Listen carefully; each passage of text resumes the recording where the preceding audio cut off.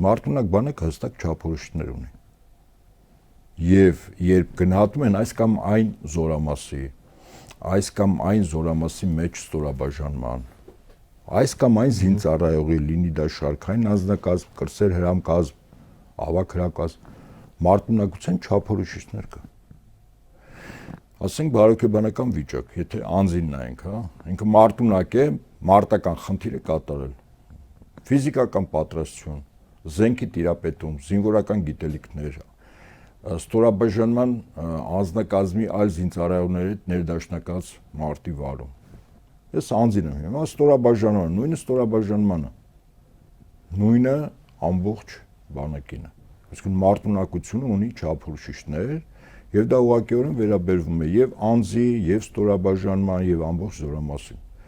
ընդհանուր առմամբ բանակին։ Հիմա ինչ չափորոշիչներ ունի Փաշինյանի նշած այդ նոր բառը, պաշտպանության հետ կապված։ Մարտունակ բանակը հստակ կատեգորիա է, իսկ չափորոշիչներ կա եւ ըստ որի,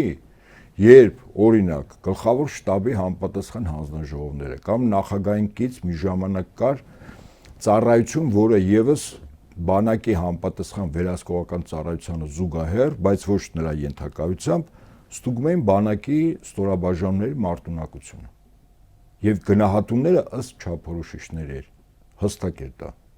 Ընդ որում այդ չափորոշիչները ամրագրված են եւ իրավական ակտերով, եւ հրամաններով, եւ կարգադրություններով։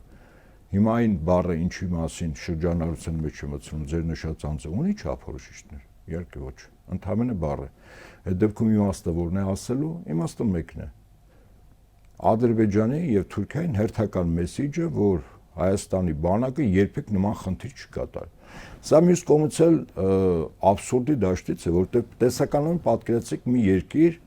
հարձակվում է քո երկրի վրա, ինչ որ տարածքներ է գրավում եւ գլխավոր շտաբի համապատասխան զինվորական մասնագետները կոլեգիան որոշում են հակառակորդին դուրս շպրտելու համար քո տարածքից, մենք կարող ենք այդ ագրեսիա իրականացրած պետության վրա այլ կողմից նախահարցակ գործողություններ անել, որը հարձակողական է, այո։ Հիմա ինչ դուրս է գալիս, որ նման բան չեն կարող անել։ Վերջին հաշվով մարտի 3 տեսակ կա՝ պաշտպանողական, հարձակողական եւ հակահարձակողական։ Հիմա պաշտպանողական այն մյուս երկուսը ինչ է,